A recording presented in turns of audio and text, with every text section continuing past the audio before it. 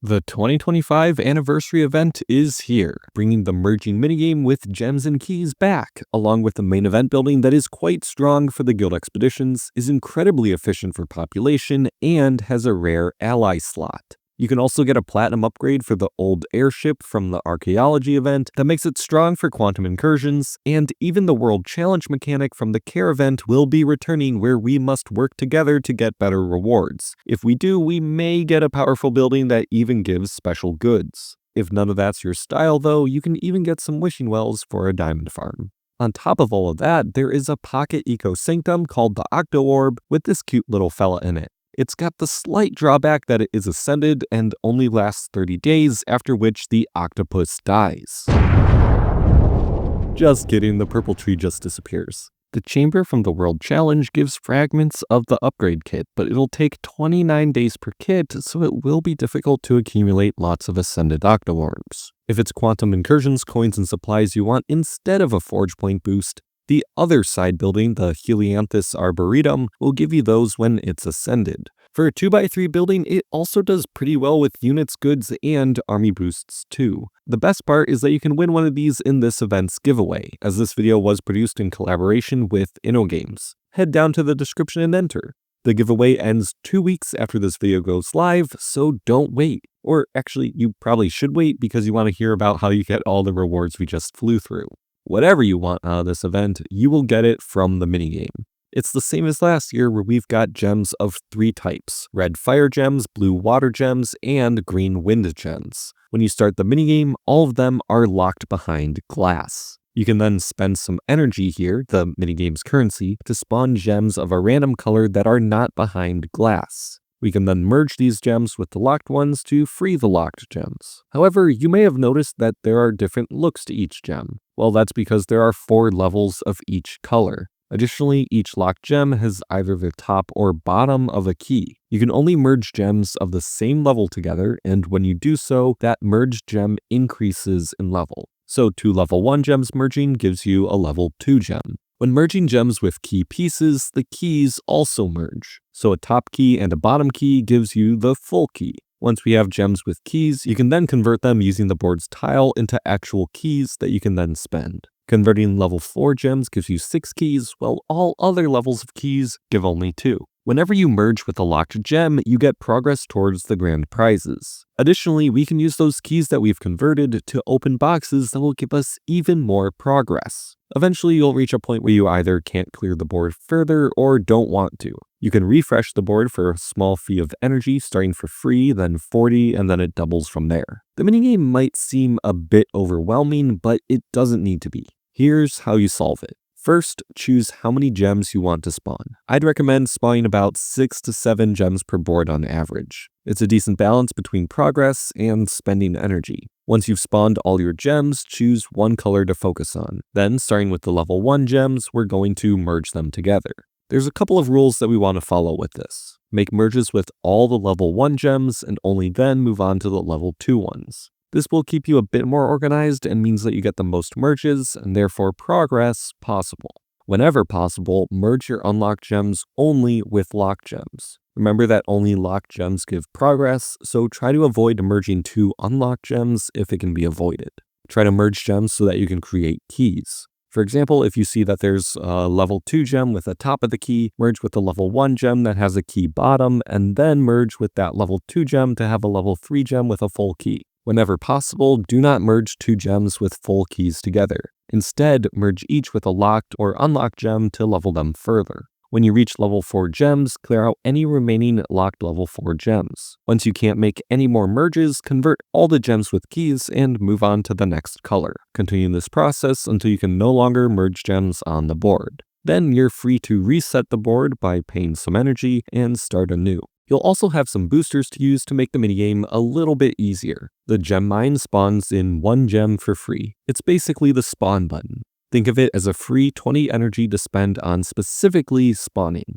The gem pickaxe can only be used on unlocked gems, but it turns 1 gem into 2 gems of the level lower. If those gems have keys, they'll carry over. It's great for fully clearing boards since it allows you to create more gems of a specific level. You can also use it to generate more keys by splitting gems with keys and leveling them back up.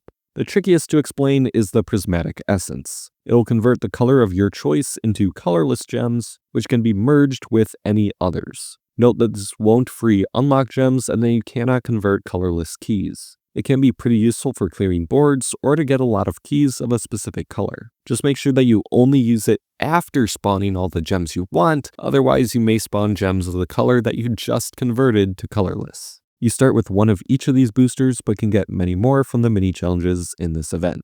Speaking of the mini challenges, there are 24 of them in this 28-day event, and each lasts 24 hours. That might sound crazy, but in reality, they shouldn't be too bad. They are only 4 quests long, which means that you do the same total amount of quests as 3 normal mini challenges, except here they're spread out across the entire event instead of just a few days. Most importantly, however, the only rewards will be boosters and lots of them, or at least lots of the gem mines, with up to 96 being available, the equivalent of 1,920 extra energy. You get fewer of the other boosters, but still enough to make a decent dent in getting more progress or clearing more boards. Also, all ally and eternal market fragments have been moved to the grand prizes as compared to the mini challenges on beta. As always, I've got a spreadsheet in the description that I'll update with all the quests and rewards for each mini challenge. Unfortunately, the questlines from beta won't be the same as the ones on live, but you can find those old questlines in the same spreadsheet in case you'd like to see what they were. I'll be adding the live versions of the mini challenge questlines the day before they start, so I'd highly recommend checking those out in advance so that you can know how you want to plan ahead with your boards to complete them. For example, if you're going to need fire keys in a future quest, don't convert your fire gems after merging them together. This event also has another type of challenge in it, the World Challenge.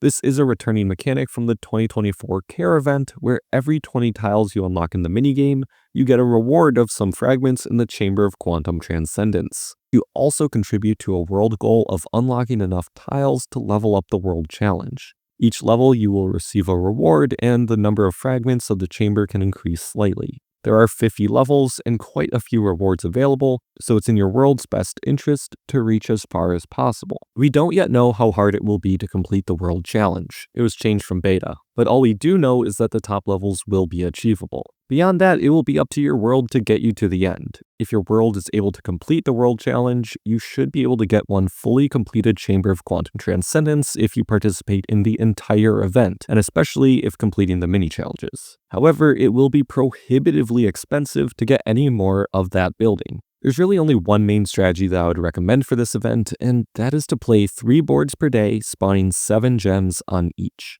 That's using the free 40 and 80 energy board resets and stopping before the 160 energy one. Be aware that this strategy requires you to participate in all 24 mini challenges to have enough energy or gem mines to spawn 7 gems per board. Playing this strategy should get you to at least 8,000 progress. If you want more, always open the 18 key box first each day, which will give you double progress for those keys. Once you do that, to make sure you get the 18 keys box the next day, simply open more boxes until the 18 key box shows up and then stop. That box will stay there over the midnight refresh, at which point you'll now get double progress for opening it. This will heavily eat into the potential daily specials you could otherwise get. Going for the double progress each day will take about a quarter of the keys you receive, but doing so will also give you nearly 800 extra progress. We'll talk a little bit more about the daily specials soon. In terms of progress goals, the platinum upgrade for the airship will be at 4,750 progress, you'll complete the main building at 5,000 progress, and the eternal market is completed at 5,250 progress.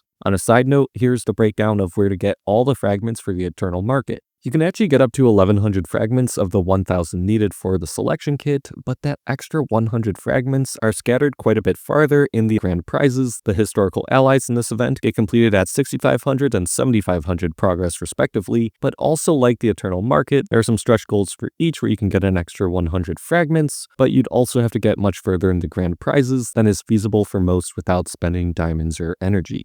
But let's say you don't want to spend every day playing this event, or you're a diamond farmer. There is another strategy you may want to consider. Instead of playing every day, just fully complete as many boards as you can during the event. Each board clear has a 20% chance of giving a wishing well and 20% for its shrink kit. With the amount of energy we get for free, you should be able to fully clear at least 15 boards, more if you're lucky, so there's a decent chance you can walk away with the wells for your farm or some useful items anyways. Just don't expect a lot of progress on this strategy. If you do want more progress and want to spend diamonds or money to get it, there is an extremely important rule that you should follow. Spread out your spending across the entire event. Playing more boards across multiple days is way cheaper than trying to spend a lot of energy on a single day.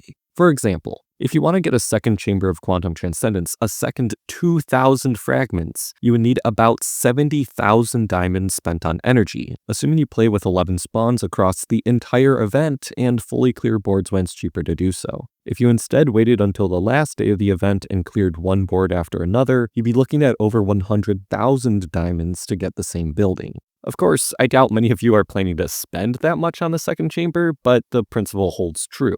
Spending in this event is expensive no matter how you cut it, but the more you're able to spread out your spending, the better. Whether you're spending or not though, you're going to wind up with a lot of keys. Now, keys are good for two things: progress and daily specials via the rewards chests. If you want to get more daily specials, choose the cheapest chests. The bronze ones are the best. They give the most daily specials per key, despite having a lower chance for a daily special than the more expensive chests. If your goal is to get more progress, focus on the most expensive chests, the gold ones. Just make sure that for either option, you try to balance how you're spending your keys. The last thing you want is to end the event with 100 fire keys and no other keys to open the chests. Once in a while, open chests that aren't necessarily the most efficient, but keep the amounts of each color of key close to one another. While opening these boxes, whether focusing on daily specials or not, you'll wind up with a lot of daily specials. I'd estimate anywhere between 30 and 40. The biggest trick of this event is that you do not need to spend your keys right away.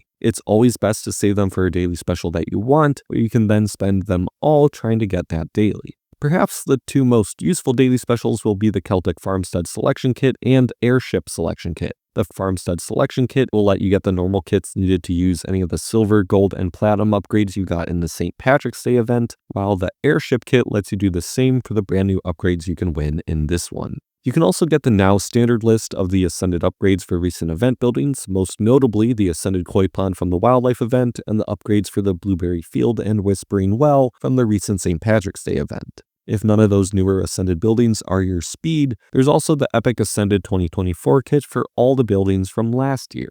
Nearly everything else is from the older anniversary events, and there's also a new Epic kit containing the same. Whatever your taste, here's the full list of available daily specials. It's also going to be pinned in the event thread over on Discord, with the link to my server being in the description. Once you're there, you can sign up to be notified of the next day's daily special when you join. For the leagues in this event, they are pretty standard, with the important detail that Silver League gives the Bronze League's rewards as well, and Gold League will give both the Silver League's rewards and the Bronze League's rewards. You don't need to have a specific league placement to complete the main event building, but probably will want to place in Bronze or higher to ensure you get the Eternal Market fragments. As always, on my Discord server, we have league predictions based on how the leagues went on beta, so feel free to check those out if you so desire. The link to join the server is in the description, and you can find the league stats thread in the events forum channel. That about wraps it up for this one. I'd highly recommend you check out the mini challenge quest signs in advance and join my Discord server to be notified of the daily specials and get those league predictions. Enter the giveaway linked below. Good luck in this event, and as always, I'll see you all next time.